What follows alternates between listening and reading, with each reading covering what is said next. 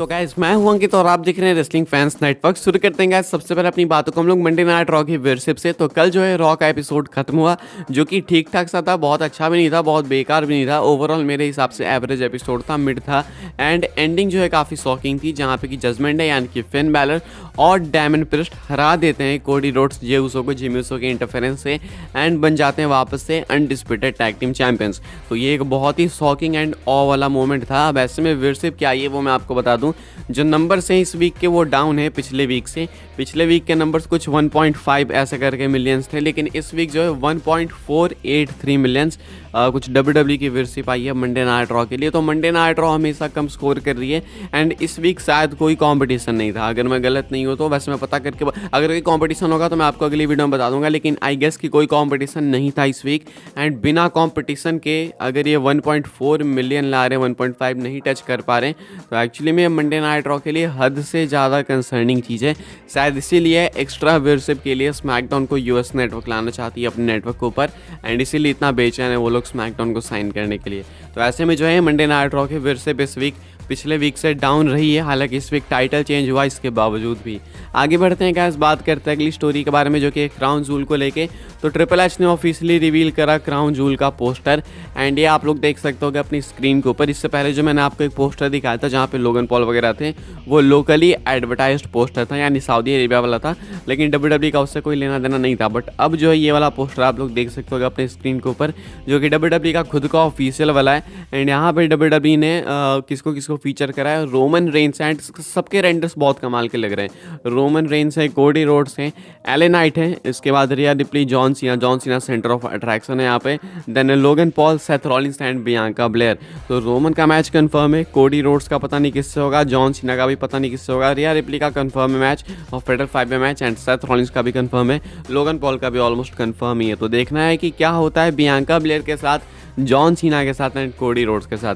अच्छा, एक चीज़ आपने नोटिस करी होगी, यहाँ पे बियांका ब्लेयर फीचर्ड है, यानी कि WWE ने साइलेंटली इनको यहाँ पे घुसा दिया है। हालांकि बियांका ब्लेयर WWE से एब्सेंट है, तो क्या इसका मतलब है कि वो क्राउन जूल में कम्पीट करने वाली है? मोस्ट प्रोबेबली इसका जो आंसर है वो यस ही होगा, इसी के चांसेस लग रहे हैं। तो बियांका ब्लेयर जो कि WWE से एब्सेंट थी अगस्त के बाद, रिसेंटली उन्होंने एक इंटरव्यू के अंदर कहा भी कि हाँ वो प्रिपेयर कर रही हैं जल्दी अपना रिटर्न करने के लिए।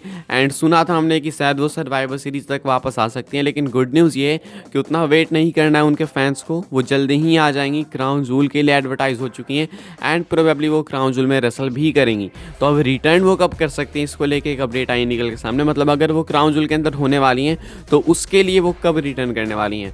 तो रिंगसाइड न्यूज़ की तरफ से रिपोर्ट है, आई डोंट नो ये कितनी लेजिट है कितनी नहीं है, क्या वो आएंगी या फिर नहीं, बट इस रिपोर्ट का कहना है कि प्रोबेबली जो बियांका ब्लेयर हैं वो आने वाले स्मैकडाउन में ही आ सकती हैं, यानी कि अगले स्मैकडाउन में जो कि हमारा सैटरडे को आएगा, सैटरडे मॉर्निंग को, वहीं पर बियांका ब्लेयर का रिटर्न हो जाएगा एंड उसके बाद वो बिल्ड करेंगी धीरे धीरे अपने क्राउन जूल मैच के लिए। तो ये कुछ बताया जा रहा है, रिसेंट रिपोर्ट का ये कुछ कहना है कि बियांका ब्लेयर का रिटर्न काफ़ी क्लोज है। पहले भी बताया जा रहा था कि काफ़ी क्लोज है, लेकिन इतना क्लोज है वो नहीं पता था कि अचानक से WWE इनको एडवर्टाइज कर देगी।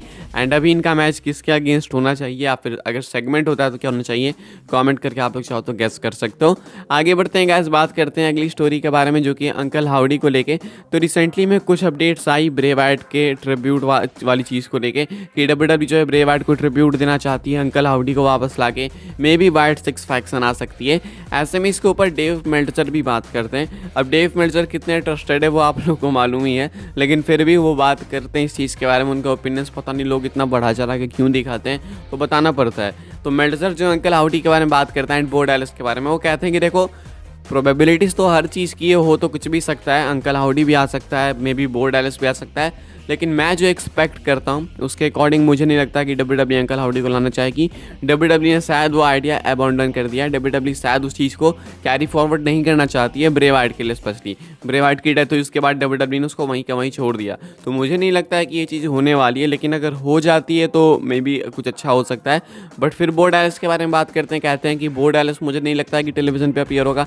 मतलब पहले कहते हैं कि अंकल हाउडी जो है शायद ना आए, फिर कहते हैं कि आ भी सकते हैं नहीं भी आ सकते हैं, फिर कहते हैं कि बो डैलस में भी ना आए। तो भाई अगर अंकल हाउडी आएंगे तो बो डैलस कैसे नहीं आएंगे, बो डैलस ही तो प्ले कर रहे हैं अंकल हाउडी। खैर हो सकता है इनके हिसाब से बो डैलिस ना प्ले कर रहे हो, कुछ भी हो सकता है भाई डेव मेल्टजर के अकॉर्डिंग। तो ये कहते हैं कि इनके अकॉर्डिंग शायद बो डैलिस ना आए और अंकल हाउडी भी ना आए, और अगर अंकल हाउडी आते हैं तो शायद बो डैलिस फिर भी ना आए। ये कुछ कहना है डेव मेल्टजर का। काफ़ी कन्फ्यूजिंग बातें करते हैं भाई, चलिए अपडेट भी थोड़ी कन्फ्यूजिंग हो गई होगी। घुमा फिरा के एक ही बात करते हैं, लूप होल क्रिएट कर देते हैं ताकि गलत भी ना हो सही भी ना हो। तो ये कुछ इनका कहना है अंकल हाउडी के ऊपर, ब्रे वाइट के ऊपर। वाइट 6 फैक्शन पे कोई भी कमेंट नहीं करा इन्होंने, तो इनके अकॉर्डिंग अंकल हाउडी का रिटर्न नहीं हो रहा। But I really don't believe him, 1% नहीं करता मैं, लेकिन लोग इतना बढ़ा चढ़ा के कहते हैं तो बताना ही पड़ता है। आपके क्या थॉट्स है कमेंट करके आप लोग बताना जरूर से। अगली स्टोरी कवर करते हैं जो कि है सीएम पंक को लेके। तो भाई सीएम पंक ने अपनी इंस्टाग्राम पे एक स्टोरी डाली जिसको लेके फैंस काफ़ी ज़्यादा डिस्कशन कर रहे हैं। तो आप भी देख लो अपने स्क्रीन के ऊपर, लेकिन इसके पीछे एक बैक स्टोरी भी है, वो भी मैं आपको बता दूं। ऐसे नहीं आपको दिखा दूंगा कि भाई देखो देखो इन्होंने अपना हाथ डाला एक्स वाला तो रिटर्न होगा। एक्चुअली में जो है स्ट्रेट एज डे था कल, एंड इसलिए सीएम पंक ने ये चीज़ पोस्ट करी अपनी इंस्टाग्राम स्टोरी पे। Straight edge society CM Punk की फैक्शन हुआ करती थी, एंड सीएम पंक जो है स्ट्रेट है, यानी कि वो उस चीज़ को फॉलो करते हैं, नो अल्कोहल वो सारी चीज़ें। तो सीएम पंक जो है स्ट्रेट एज में काफ़ी बिलीव करते हैं, एंड इसीलिए कल उन्होंने अपने इंस्टाग्राम स्टोरीज पे या फिर इंस्टा पोस्ट पे ये सारी चीज़ें डाली। इवन विलियम रीगल को भी उन्होंने डाला था अपने स्टोरी पे, जहाँ पे कि वो पहन के खड़े थे स्ट्रेट एज वाली टी शर्ट। तो ऐसे में सीएम पंक ने ये वाली इंस्टा स्टोरी भी डाली जहाँ पे कि सीएम पंक जो है अपने हाथ को दिखा रहे हैं। हालांकि ये जो है देख के लग रहा है कि कहीं ना कहीं वो इन रिंग रिटर्न के लिए प्रिपेयर कर रहे हैं, बट स्टिल ये पहले की फोटो है। तो ऐसे में जो है सीएम पंक हो सकता है टीज भी करना चाह रहे हो साथ में, या फिर हो सकता है इसको कोई लेना देना ना भी हो, लेकिन एक ये चीज़ थी जो कि इंटरनेट पे आज फैली हुई थी, तो आप लोग भी देख सकते हो। आगे बढ़ते हैं, बात करते हैं अगली स्टोरी के बारे में जो कि अपनी आखिरी स्टोरी है, एंड ये है रोमन रेंस कोडी रोड्स को लेके। तो जस्ट सपोज कि रोमन रेंस रॉक का मैच नहीं हो रहा है रेसलमेनिया में, जिसको लेके एक बैड न्यूज़ कल मैंने आपको ऑलरेडी बताया, एंड वो बहुत मैसिव बैड न्यूज़ हो गई यार। तो शायद ना ही हो रोमन रॉक इस बार भी, बट अगर रोमन कोडी होता है तो क्या कोडी रोड्स फाइनली अपनी स्टोरी फिनिश कर देंगे? क्या रोमन रेंस से छीन लेंगे वो undisputed WWE championship, universal championship, जो भी कहो, अनडिस्प्यूटेड चैंपियनशिप? क्या स्टोरी हो जाएगी फिनिश? क्वेश्चन ये है। तो इसको लेके एक अपडेट है कि स्टिल अभी भी जो चांसेस हैं कोडी रोड्स के जीतने के वो काफ़ी कम है। प्रोबेबली रेसलमेनिया 40 के अराउंड जो बैटिंग ऑड्स होगी वो उनको काफ़ी फेवर करेगी। Cody Rhodes versus Roman Reigns एक काफ़ी मैसिव मैच है, and back to back 2 WrestleMania headline करेगा। तो कोडी रोड्स के लिए इस बार हारने के चांसेस कम हो जाएंगे, क्योंकि पिछली बार वो ऑलरेडी हार चुके हैं। तो 2 रेसलमेनिया में बैक टू बैक वो भी कोडी रोड्स जैसे सुपरस्टार हारेगा तो कोई सेंस नहीं बनेगा। तो इसलिए जो ऑड्स होंगी वो उस टाइम कोडी को ही फेवर करेंगी, बट स्टिल रोमन को हराना पॉसिबल अभी नहीं लग रहा है, क्योंकि रोमन रेंस की रेन WWE अभी भी और लंबी जो है लेके जाना चाहती है आगे तक, यानी कि रेन और लंबी होगी अभी, ऐसा कुछ माना जा रहा है। मे बी हल्क हॉगन का रिकॉर्ड वो तोड़ेंगे, नॉट श्योर अबाउट ब्रूनो सैमर्टिनो, लेकिन हल्क हॉगन का रिकॉर्ड रोमन मोस्ट प्रोबेबली तोड़ने वाले हैं, जो कि शायद कुछ 1500 दिनों का, इतना कुछ अगर मैं गलती हूँ तो वो रिकॉर्ड WWE तुड़वाना चाहती है रोमन से, अभी कुछ कहा जा रहा है। तो प्रोबेबली अगर कोडी रोमन को फेस करते हैं रेसलमेनिया 40 में, देखो 2 मैचेस में से एक मैच होगा, सिंपल सा बात है। एक तो रॉक वर्सेस रोमन होगा, नहीं तो कोडी वर्सेस रोमन होगा, एंड दोनों ही मैसिव मैचेस हैं। May be rock versus Roman थोड़ा ज़्यादा मैसिव हो जाए, लेकिन फिर उसमें अनप्रेडिक्टेबिलिटी नहीं रहती अगर टाइटल रहता तो। बट कोडी वर्सेस रोमन बहुत ही बड़ा मैच होगा, इसमें अनप्रेडिक्टेबिलिटी बहुत रहेगी। तो आई वांट कि आप सब खुद को उसी मैच के लिए प्रिपेयर करो, क्योंकि वो भी बहुत मैसिव मैच है। लेकिन स्टिल अनप्रेडिक्टेबिलिटी होने के बावजूद रोमन रेंस के जीतने के थोड़े से चांसेस ज़्यादा रहेंगे, क्योंकि WWE का विजन अभी भी सेम है कि रोमन की रेन को और लंबा लेके जाना है। मे बी रेसलमेनिया तक चेंज हो जाए, मे बी देखो एक रात पहले भी WWE अपने डिसीजंस चेंज कर देती है at the 11th our.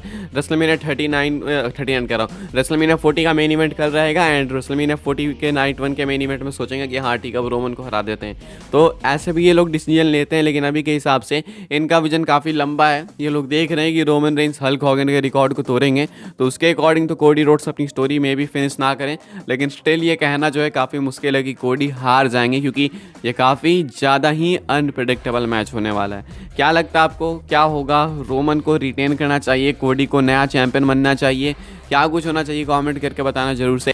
Subscribe कर ले चैनल को, लाइक कर सकते हैं वीडियो को, शेयर कर सकते हैं वीडियो को, फॉलो कर सकते हैं मुझे इंस्टाग्राम एंड ट्विटर पे, एंड ज्वाइन कर सकते हैं व्हाट्सएप चैनल, लिंक आपको मिल जाएगी डिस्क्रिप्शन में। मिलता है अपने नेक्स्ट सॉफ्टवेयर काफ़ी इंटरेस्टिंग वीडियो में।